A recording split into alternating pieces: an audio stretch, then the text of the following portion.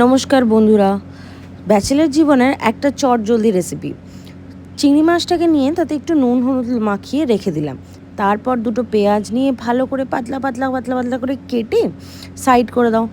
তারপর একটা কড়ার মধ্যে ফ্রাইং প্যানে বেশ কিছুটা তেল গরম করতে ছেড়ে দাও। তেলটা গরম হয়ে এলে ওতে চিংড়িগুলো দিয়ে দাও, আর লাল হয়ে গেলে না চিংড়িগুলোকে তুলে নাও। তারপর ওই তেলেরই মধ্যে পেঁয়াজ কুচোটা দিয়ে দাও, আর ততক্ষণে একটা পেস্ট বানিয়ে নাও ইজি ওয়েতে। আদা রসুন পেস্ট, হলুদ গুঁড়ো, লঙ্কা গুঁড়ো, জিরে, ধনে আর একটু গরম মশলা আর জলের পেস্ট।